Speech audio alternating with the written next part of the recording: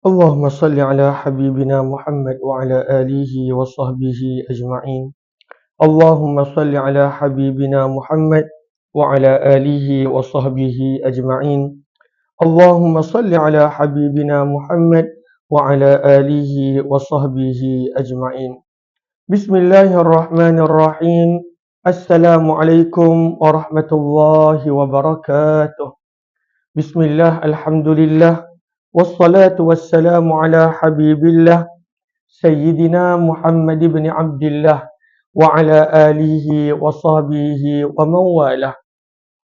سبحانك لا علم لنا إلا ما علمتنا إنك أنت العليم الحكيم ولا حول ولا قوة إلا بالله العلي العظيم. Allahumma rabbi syrah lana sudurana. Ya Allah, lapangkanlah hati-hati kami.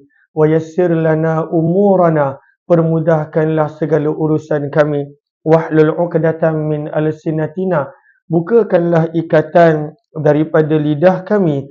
Yafqahu aqwalana. Agar boleh difahami tutur bicara kami. Allahumma faqihna fid din. Ya Allah, berikanlah kepada kami pemahaman dalam urusan agama. Wa'allimna ta'wil. Ajarkanlah kepada kami pemahaman Al-Quran. Allahumma inna nas'aluka ilman nafi'a. Kepadamu ya Allah kami memohon ilmu yang boleh mendatangkan manfaat. Wa rizqan wasi'an tayyibah. Rezeki yang luas, melimpah ruah, lagi halal, bersih, suci. Wa amalan mutaqabbala. Amalan yang diterima. Wa shifaan min kulli da'. Dan sembuh daripada segala jenis penyakit. Amin, amin, ya Rabbal Alamin. Ahlan kepada semua, selamat malam, salam pertemuan dalam sirah Nabi SAW siri yang ke-113 bersama dengan saya Umar Aziz. Pertemuan di mana kita akan bercerita tentang Nabi SAW, Habibullah, kekasih Allah dan juga kekasih kita, baginda Nabi Muhammad sallallahu alaihi wasallam. Ahlan kepada semua, Sinar Barakah, Adura, Haifa Najwa, Safi dan juga Kamal, Kamal, Benih Sawit, Siti Mariah, Abu, Rasdan Jamil. Ahlan kepada semua. Seperti biasa, setiap hari jam 11 malam kita nak berkongsi daripada sirah Nabi SAW menggunakan kitab sirah yang terkenal Ar-Rahiqul Maktum. Pada malam ini kita nak sambung daripada muka surat yang ke-242. Ada dua muka surat yang kita tidak baca berkenaan tentang Isra' dan Mi'raj daripada sudut kaitannya dengan golongan Yahudi, dengan penduduk Madinah dan lain-lain. Kita nak baca terus pada muka surat yang ke-241 berkenaan tentang penduduk Madinah yang datang lagi mencari Nabi dan berlakunya perjanjian yang pertama di antara Nabi sallallahu alaihi wasallam dan penduduk Madinah. Sebelum ni, kalaulah yang ada kitab dan kalaulah yang masih ingat, kita telah baca pada muka surat 226. Muka surat 226 menceritakan kepada kita pada bulan haji tahun 11 kenabian telah datang 6 orang pemuda untuk berbaiat, untuk beriman kepada Nabi. Nabi jumpa mereka pada lewat tengah malam dan Nabi SAW telah dakwah mereka dan mereka terus masuk Islam. Kisah itu berlaku pada bulan haji, bulan Zulhijjah, tahun 11 kenabian. Tahun depannya, tahun 12 kenabian, daripada 6 orang menjadi 12 orang yang datang kepada Nabi. Dan ini satu jumlah besar, sebab 12 orang itu 7 orang yang baru masuk Islam. Bayangkan, mereka hanya jumpa Nabi sekali pada musim haji tahun 11 kenabian.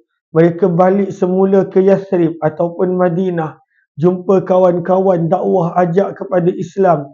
Tahun depan dia, mereka Islamkan lagi 7 orang, menjadikan Nabi SAW gembira dengan mereka maka berlakulah perjanjian Aqabah yang pertama.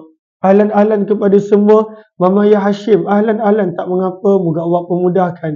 Madara Obito, Hasbah Fauzi, Asia Hussein, Saidah Abdullah, Rosina Cikman, Raja Asia, Siti Mariah, Saidah Abdullah, Shimah Shim, Nurjahan Karamdad, ahlan-ahlan kepada semua.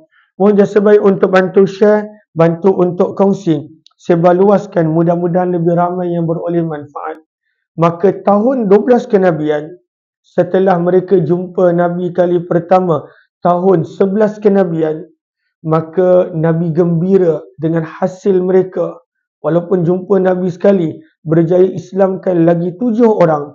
Maka berlakulah perjanjian yang dikenali sebagai perjanjian Aqabah yang pertama. Masya Allah. Dahsyat sahabat Madinah ni. Kita kadang-kala Islam dah berpuluh tahun. Berapa je orang yang kita boleh bawa dekat kepada Islam? Berapa je? Sama ada yang bukan Islam, dekat kepada Islam. Ataupun orang Islam yang tak mengamalkan agama, kita bawa dekat dengan Islam. Mudah-mudahan kita boleh lakukan mengajak orang kepada Allah dan kepada kebaikan. Maka muka surat 241 dibawakan tajuk Bai'ah Al-Aqabah. Bai'ah bermaksud perjanjian taat setia. Al-Aqabah adalah nama sebuah bukit yang berada di Mina.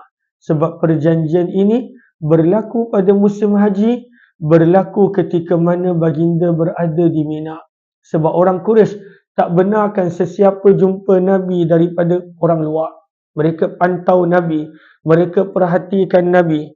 Maka para sahabat hanya ada masa bertemu dengan Nabi pada musim haji. Maka dibawakan tajuk bab yang ke-19, Bai'ah Al-Aqabah. Bai'ah Al-Aqabah yang pertama. Ada 2 Bai'ah Al-Aqabah. Ini adalah yang pertama tahun 12 kenabian.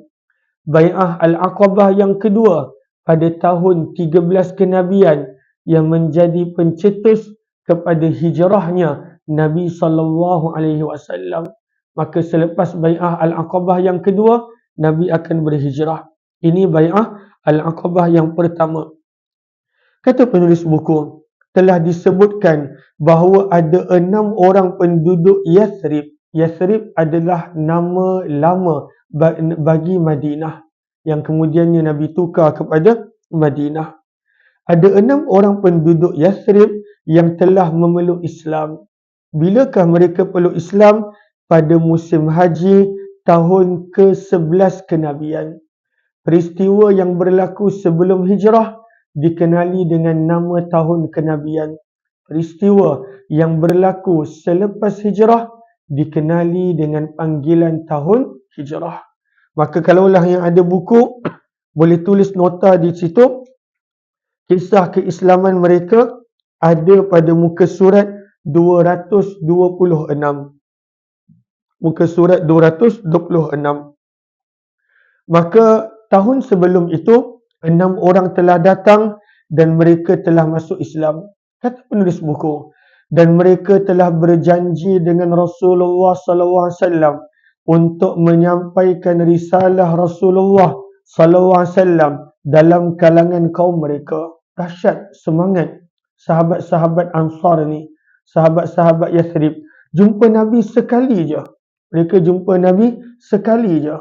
Mereka janji, wahai Rasulullah, kami akan ajak kaum kami yang lain masuk Islam. Padahal jumpa Nabi sekali.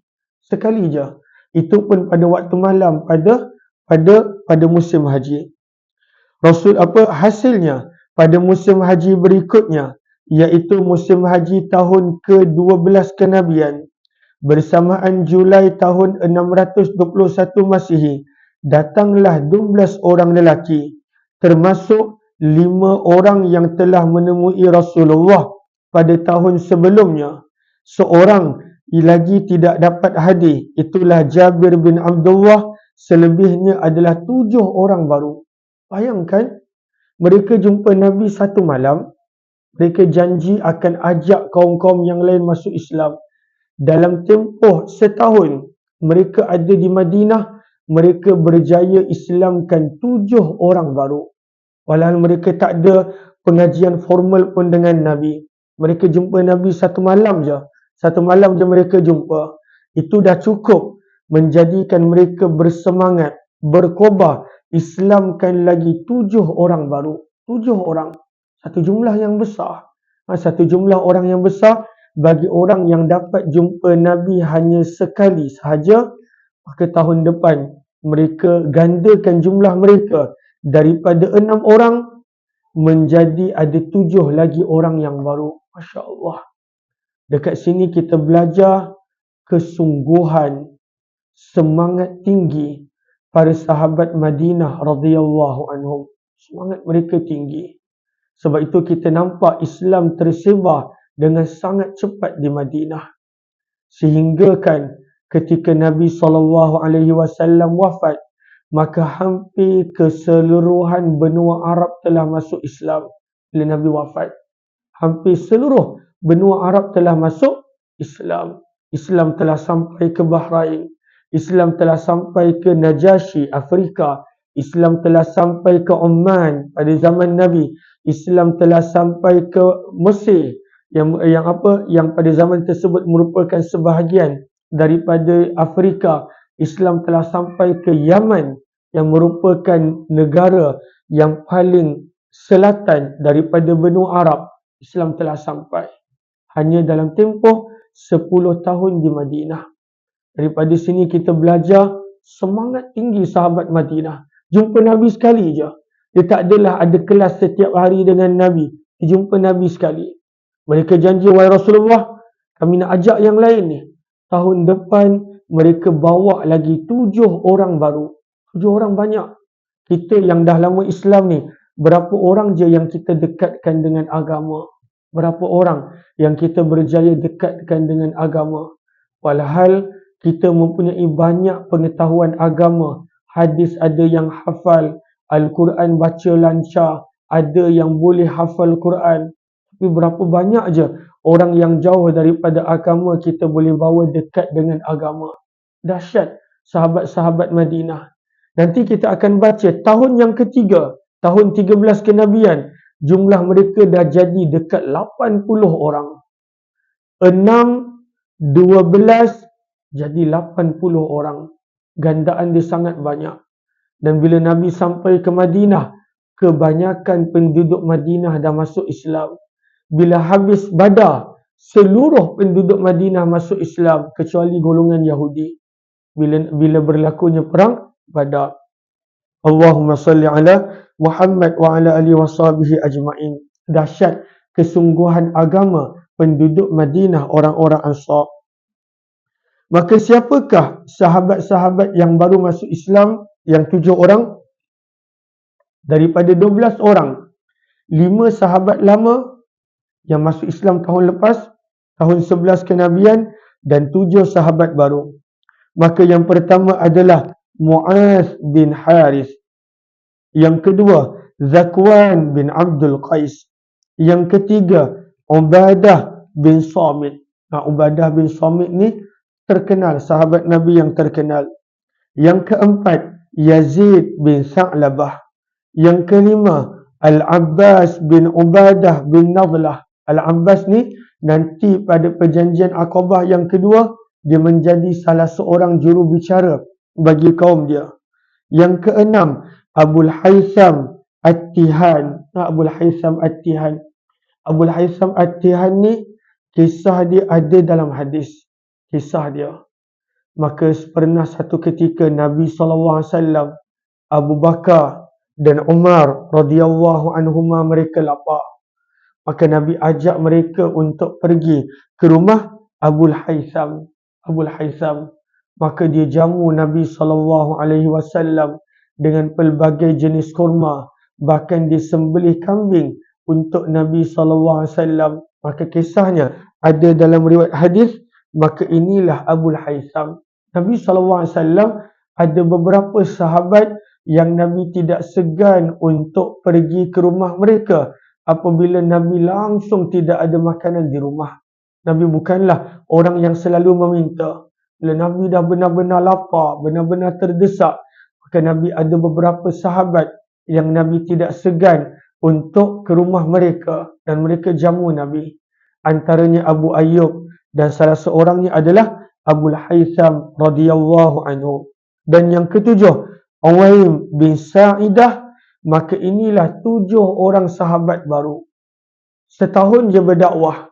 Daripada sekali je jumpa Nabi, maka Islamnya 7 orang sahabat baru. Kata penulis buku rahimahullahu ta'ala, maka daripada 7 orang yang baru masuk Islam ini, 2 orang yang terakhir adalah daripada Aus. Sementara yang lainnya adalah daripada Khazraj.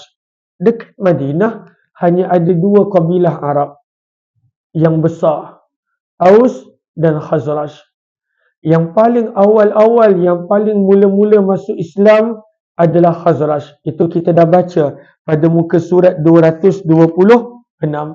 Maka kali pertama yang jumpa dengan Nabi 6 orang, tahun 11 kenabian, ke-6 orang itu adalah Khazraj. Dan kemudian pada tahun 12 kenabian, 7 lagi orang masuk Islam. 5 daripada 7 itu adalah Khazraj dan 2 orang adalah daripada Aus. Dan ini adalah kali pertama orang Aus dan Khazraj mereka duduk sekali. Mereka boleh datang haji sekali. Mereka berislam sekali.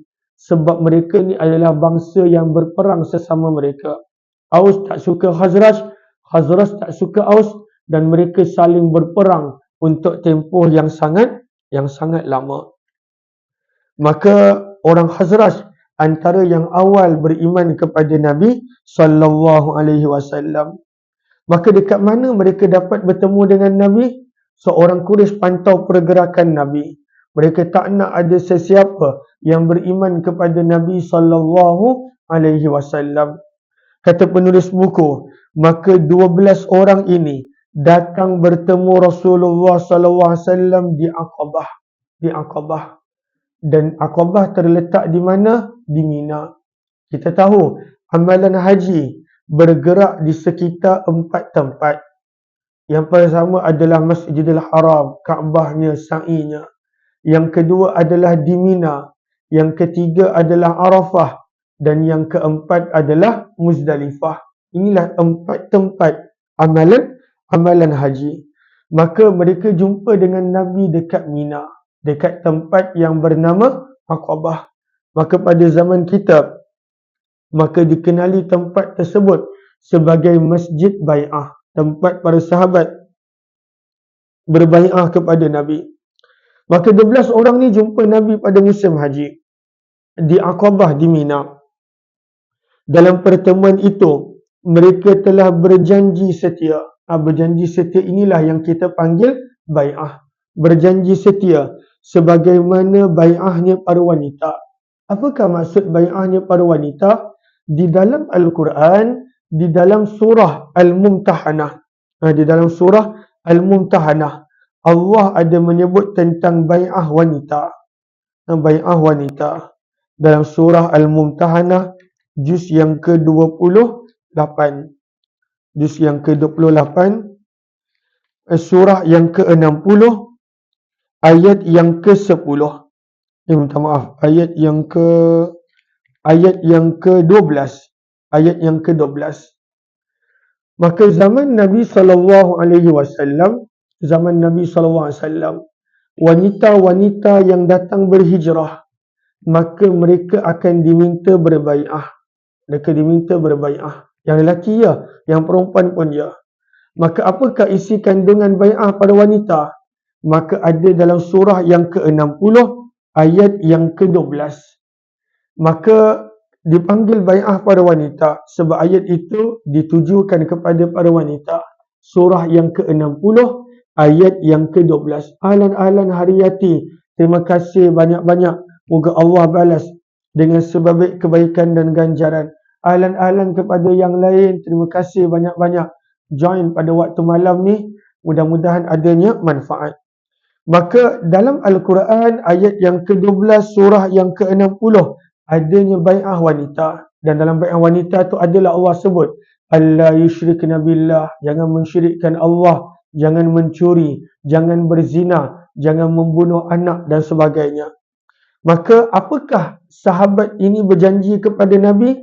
Kata para ulama, sama dengan perjanjian yang ada dalam bai'ah para wanita yang ada dalam Al-Quran. Itulah dia. Mereka berjanji mereka takkan syirikkan Allah. Mereka berjanji takkan mencuri, takkan berzina, takkan membunuh anak-anak, takkan menfitnah sesiapa. Ada dalam surah Al-Mumtahanah tersebut. Maka yakni kandungan bai'ah itu sejajar sama dengan bai'ah yang diberikan oleh golongan wanita kepada Nabi SAW semasa pembukaan kota Mekah. Maka Nabi ambil bai'ah daripada mereka, ambil perjanjian daripada mereka. Mereka akan taat kepada perjanjian-perjanjian ini. Maka ini dipanggil bai'ah. Zaman kita pun sebahagian orang masih lagi menggunakan konsep bai'ah. Bermaksud mengambil perjanjian daripada orang sekian dan sekian. Sallallahu alaihi wasallam Muhammad.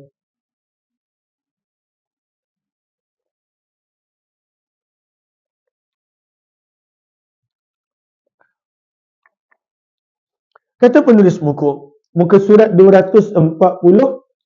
Alan Haifah, terima kasih banyak-banyak Abizo, Salman, Hani, Hariyati, begitu juga sahabat-sahabat yang lain. Asia Hussein, Jamilah, Mastan Banu, kemudian Siti Mariah dan juga Abu Sabariyah Surin. Ahlan-ahlan kepada semua. Mohon jasa baik, kalaulah bermanfaat ataupun yang baru join, bantu share, kongsikan, tag rakan-rakan sebarluaskan. Maka isi kandungan bai'ah wanita yang disebutkan itu ada dalam riwayat Imam Bukhari juga. Maka penulis buku bawakan kepada kita riwayat Imam Bukhari. Muka surat 242. Imam Bukhari namanya adalah Muhammad bin Ismail. Muhammad bin Ismail rahimahullahu ta'ala. Seorang ulama hadis yang terkemuka. Seorang ulama hadis yang diiktiraf keilmuan dan karya penulisan dia. Bahkan kitab hadisnya antara yang disepakati oleh para ulama hadis. Dan bagaimana beliau setiap kali nak menulis hadis, beliau mandi dahulu, wuduk dulu dan solat. Tulis satu hadis. Kemudian mandi, wuduk dan solat. Tulis satu hadis. Bagaimana beliau menjaga penyucian dan solat untuk setiap satu hadis yang beliau tulis. Masya Allah, tabarakallah. Imam Al-Bukhari meriwayatkan daripada Ubadah bin Samit. Ubadah bin Samit kita dah baca tadi. Salah seorang daripada 7 orang yang baru masuk Islam pada tahun 12 kenabian tersebut. Ubadah bin Samit meriwayatkan bahawa Rasulullah SAW bersabda yang bermaksud, marilah berbai'ahlah kepadaku bahawa kamu tidak akan mensyirikkan Allah dengan sesuatu pun.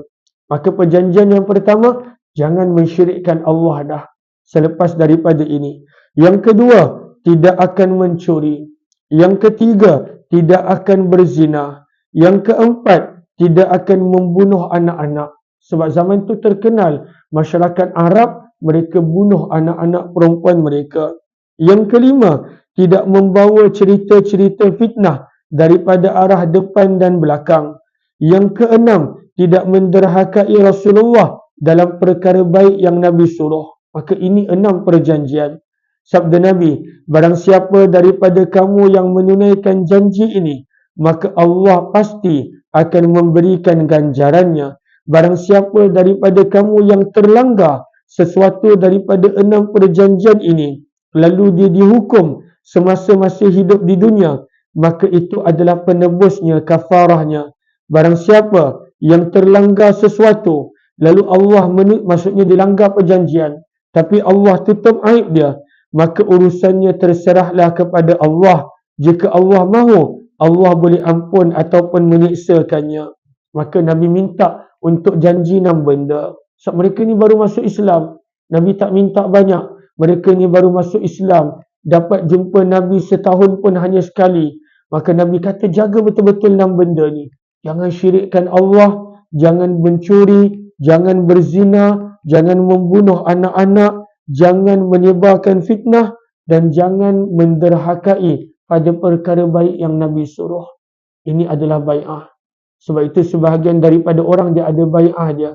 Sebahagian para ulama tasawuf, maka dia ada bai'ah kepada anak murid dia. Maka dia pesanlah, jaga zikir ni sekian banyak. Jaga amalan ni sekian banyak. Jaga solat qabliyah ba'diyah. Jangan pernah tinggalkan. Maka itu adalah dipanggil bai'ah, perjanjian. Maka Nabi ambil bai'ah. Maka kata Ubadah bin Samit, lalu aku pun membai'ah baginda. Maka di atas perkara-perkara tersebut.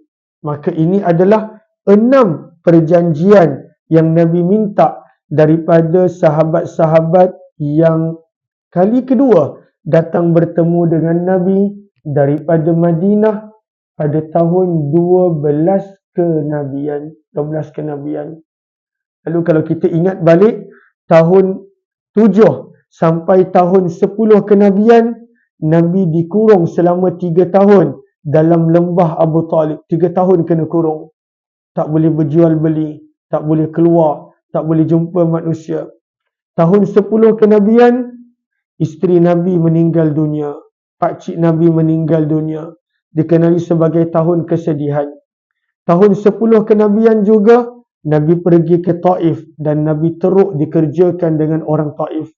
Tahun 10 kenabian, Nabi telah mengahwini Saudah binti Zam'ah. Tahun 11 kenabian, kali pertama Nabi jumpa dengan 6 orang penduduk Yathrib. Tahun 11 kenabian. Maka mereka berjanji akan bawa Islam ke Madinah. Tahun 12 kenabian, itu yang kita baru baca tadi, daripada jumlah mereka 6 orang. Seorang tak dapat datang, tapi ada 7 orang yang baru masuk Islam. Maka jadilah 12 orang. 12 orang. Dan Nabi ambil perjanjian daripada mereka, 6 perjanjian yang Nabi minta mereka jaga. Jangan mensyirikkan Allah, jangan mencuri, jangan berzina, jangan bunuh anak-anak, terutamanya anak perempuan, jangan sebarkan fitnah dan jangan menderhakai Nabi pada perkara baik yang Nabi suruh. Dan mereka berjanji mereka akan penuhi. Tetapi bila mereka nak balik ke Madinah, Nabi hantar seorang sahabat untuk ikut. Dalam sebahagian riwayat menyebut 2 orang sahabat Nabi hantar. Sebab mereka ni walaupun jumpa Nabi baru sekali, mereka boleh Islamkan 7 orang baru. Bayangkan kalau ada sahabat lama yang ikut mereka balik, berapa banyak yang boleh masuk Islam. Maka Nabi nampak potensi ada pada sahabat Madinah ni.